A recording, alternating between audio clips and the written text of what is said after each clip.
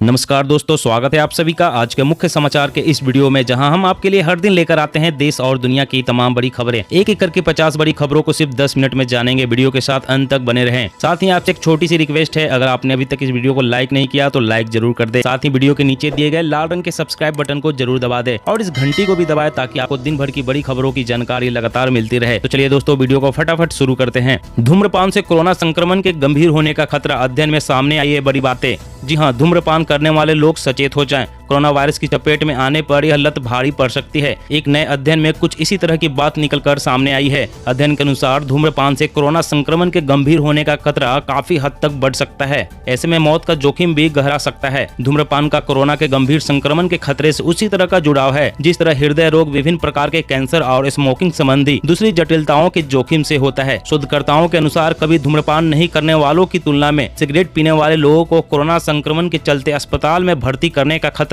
80% अधिक पाया गया है। इन लोगों में संक्रमण के चलते मौत का खतरा भी ज्यादा पाया गया है। और अगली बड़ी खबर की बात करें तो अब रेल का सफर होगा और सुहाना। यात्रियों की सुरक्षा आरपीएफ अफसरों के हाथों में होगी। जी हां, रेल सफर के दौरान ट्रेन यात्रियों की सुरक्षा की कमान अब रेलवे सुरक्षा बल यानी आरपीएफ के अधिकारियों के हाथों में होगी। नई व्यवस्था के तहत ट्रेनों में तैनात आरपीएफ एस्कॉर्ट टीम का नेतृत्व सहायक उप निरीक्षक करेगा। इसके अलावा आरपीएफ प्रभावी निरीक्षक ट्रेनों का औचक निरीक्षण करेंगे। डिवीजन और जोनल मुख्यालय के वरिष्ठ उप सुरक्षा अधिकारी समय समय पर ट्रेनों की सुरक्षा व्यवस्था की समीक्षा करेंगे। इसका मकसद करोड़ों रेल यात्रियों के सफर को सुरक्षित बनाना और ट्रेनों में होने वाले अपराध पर अंकुश लगाना है। और अगली बड़ी खबर की बात करें तो आम आदमी को झटका, कॉटन से बने हुए कपड़े महंगे, 10 साल के सबसे उच्चतम स्तर पर पहुंची कपास की कीमतें। जी हां, आम आदमी को एक और बड़ा झटका लगने वाला है। त्योहारों से पहले कॉटन से बने हुए कपड़े महंगे हो सकते हैं। अंतर्राष्ट्रीय बाजार में कपास की कीमतें 10 साल के सबसे उच्चतम स्तर पर पहुंच गई है। इस साल उत्पादन उम्मीद से कम होने के चलते कपास की कीमतों में तेजी बनी रह सकती है। आपको बता दें कि इस त्योहार कॉटन का कपड़ा खरीदना महंगा सौदा हो सकता है। कॉटन से बने कपड़े की कीमतें बढ़ने का फायदा टेक्सटाइल कंपनियों को मिल सकता है। पिछले साल के मुकाबले इस साल 6% कम एरिया में आज कपास की बुआई हुई है।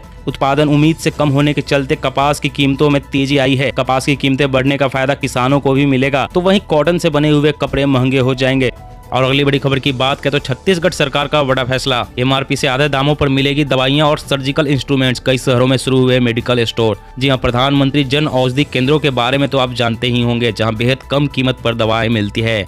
अब छत्तीसगढ़ सरकार ने भी एक खास मेडिकल स्टोर योजना की शुरुआत की है। इस योजना का नाम है Shri Dhanvantari generic medical store योजना। इस स्कीम के तहत खोले गए दवा दुकानों में आधी से भी कम कीमत पर दवाएं मिलेगी। राज्य जनसंपर्क विभाग के अधिकारियों ने बताया कि इन मेडिकल स्टोर्स पर 50 से 71% तक कम कीमत पर जेनेरिक दवाइयां उपलब्ध होगी। इन दवा दुकानों में अनिवार्य रूप से 251 प्रकार की जेनेरिक दवाइयां और 27 सर्जिकल उत्पाद की बिक्री होगी। आम लोगों के लिए राहत भरी खबर है।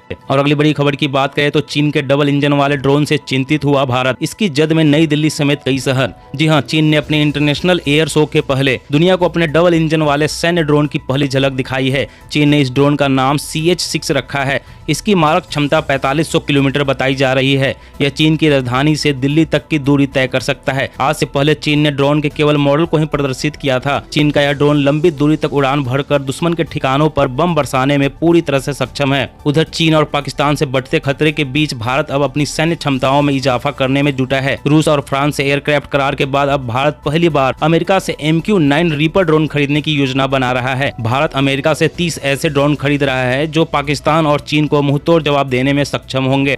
और अगली बड़ी खबर की बात करें तो देश में 60% बच्चे सोशल मीडिया पर मौजूद हैं। सिर्फ 10% को ऑनलाइन स्टडी पसंद है, बाकी के लिए स्मार्टफोन मतलब गेमिंग और चैटिंग। जी हां, कोरोना संक्रमण के कारण ऑनलाइन स्टडी का चलन लगातार बढ़ रहा है। बच्चे ऑनलाइन पढ़ाई के बीच ब्रेक में गेम या सोशल मीडिया चलाना शुरू कर देते हैं। इससे उनकी मेंटल हेल्थ के साथ ही फिजिकल हेल्थ पर भी असर दिख रहा है। ऑनलाइन स्टडी के कारण बच्चों के आंखों में समस्या, चिड़चिड़ापन, मानसिक तनाव और कई तरह की बीमारियां हो रही है। एक स्टडी में खुलासा किया गया कि 59.2% बच्चे अपने स्मार्टफोन का इस्तेमाल इंस्टेंट मैसेजिंग एप्लीकेशन जैसे व्हाट्सएप, फेसबुक, इंस्टाग्राम, स्नैपचैट आदि के लिए करते हैं, जिसमें केवल 10.1% बच्चे ऑनलाइन स्टडी के लिए ही स्मार्टफोन का इस्तेमाल करना पसंद करते हैं। और अगली बड़ी खबर की बात करें तो कोरोना के शुरुआती लक्षण दिखते ही ए ओरल दवा करेगी इसका खात्मा। फार्मा कंपनी फाइजर कर रही है तैयार। जी हां, फार्मा कंपनी फाइजर कोविड-19 के संपर्क में आए हजारों वयस्कों के ऊपर कोरोना की नई ओरल दवा का टेस्ट कर रही है ताकि उनमें वायरस के लक्षण आने से रोका जा सके। फाइजर अपनी महामारी रिसर्च को बढ़ाने में जुटी हुई है। कंपनी ने ऐलान किया है कि एंटीवायरल ओरल दवा के मिड टू लेट ट्रायल की ओर बढ़ रही है। फाइजर ने बताया कि ट्रायल के पहले पहले फेज में यह दवा सुरक्षा और बर्दाश्त करने लायक रही। कंपनी ने कहा कि इस दवा का इस्तेमाल संक्रमण के पहले लक्षण दिखने के दौरान किया जाएगा ताकि मरीज को अस्पताल में भर्ती न होना पड़े। बता दें, फाइजर की वैक्सीन पहले से ही बाजार में उपलब्ध है। उन्होंने कहा कि अगर यह दवा सफल होती है तो हमें लगता है कि यह वायरस को शुरुआत में ही रोक देगी। इस दवा से उन लोगों में कोरोना के लक्षणों को आने से रोका जा सकेगा जिनके संक्रमित होने और लक्षण दिखने का खतरा होता है।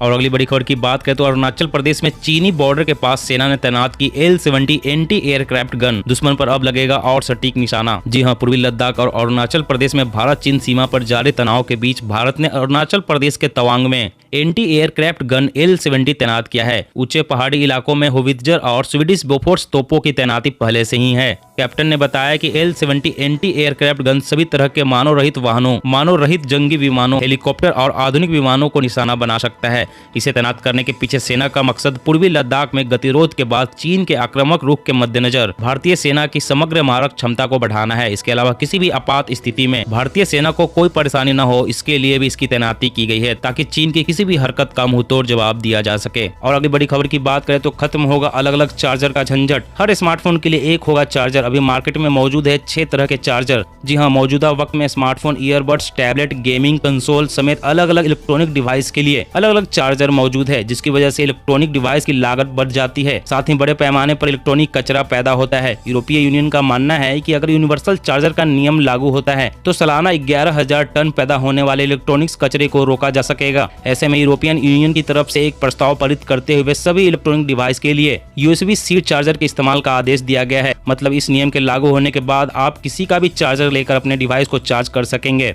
अगर नया कानून पारित हो जाता है तो स्मार्टफोन निर्माताओं को 24 माह के अंदर इसे लागू करना होगा।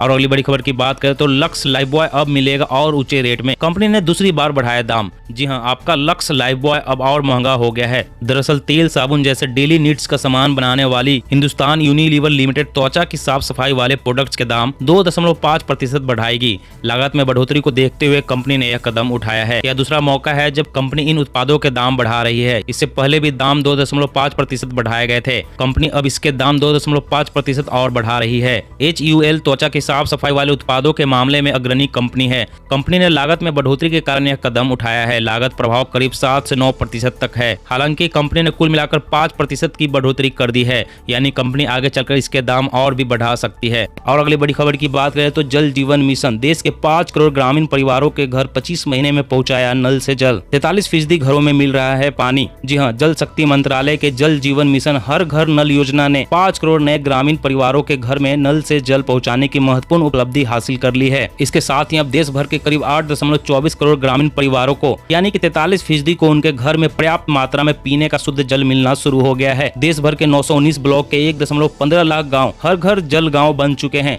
15 अगस्त 2019 को जब प्रधानमंत्री नरेंद्र मोदी ने जल जीवन मिशन की घोषणा की थी, तब करीब 3.24 करोड़ परिवारों को ही उनके घर में पीने का पानी मिल रहा था। जल जीवन मिशन हर घर जल योजना के तहत 2024 तक प्रत्येक ग्रामीण परिवार के घर पीने का शुद्ध पानी पहुँचाने के लक्ष्य को हासिल कर लिया जाएगा। और अगली बड़ी खबर की बात करें तो अगर 2000 रुपए का नोट फट जाए तो बैंक बदलने में कितनी रकम देंगे, जाने RBI के नियम क्या कहते हैं। जी हाँ, रिजर्व बैंक ऑफ इंडिया यानी RBI ने फटे नोटों के रिफंड पर नियम बनाए हुए हैं। केंद्रीय बैंक के इन नियमों के आधार पर ही बैंक ग्राहकों को फटे नोटों के बदले रिफंड जारी करते हैं। फटे नोटों को बैंक में जाकर बदला जा सकता है। नियमों के मुताबिक कितना रिफंड मिलेगा यह इस पर निर्भर करता है कि आपका नोट कितना फटा हुआ है। RBI के मुताबिक 2000 रुपए के नोट का 88 वर्ग सेंटीमीटर होने का पूरा पैसा मिलेगा, वहीं 44 वर्ग सेंटीमीटर पर आधा ही मूल्य मिलेगा। इसके साथ ही सभी तरह के नोटों को बदलने के लिए बैंक बाध्य नहीं है। अगर कोई नोट पूरी तरह से तहस नहस या जल चुका है तो बैंक नोट बदलने से इनकार कर सकते हैं। नोट नकली नहीं है तो उसे जरूर बदला जा सकता है। यह सर्विस बैंक द्वारा मुफ्त में दी जाती है।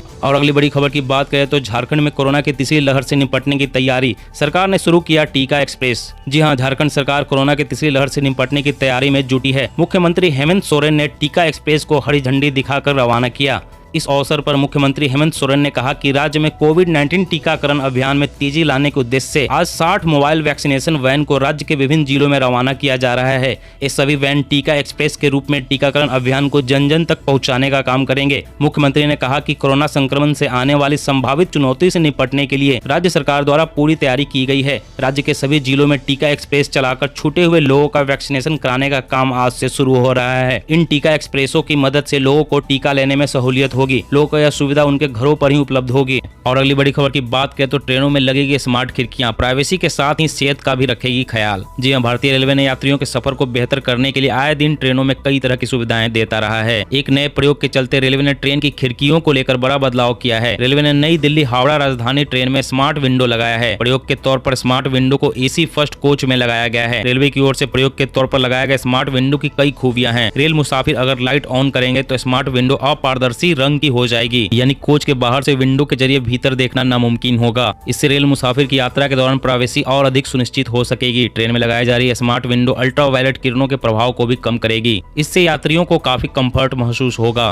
दोस्तों, आज की खबरों में बस इतना ही। इसी तरह रोज काम की खबरें जानने के लिए आप हमेशा हमारे साथ जुड़े रहें। हमारे साथ जुड़ने के लिए वीडियो के नीचे दिए गए लाल रंग के सब्सक्राइब बटन को दबा लें और इस घंटी को भी दबाएं ताकि आपको हर खबर की सटीक जानकारी मिल सके। जय हिंद।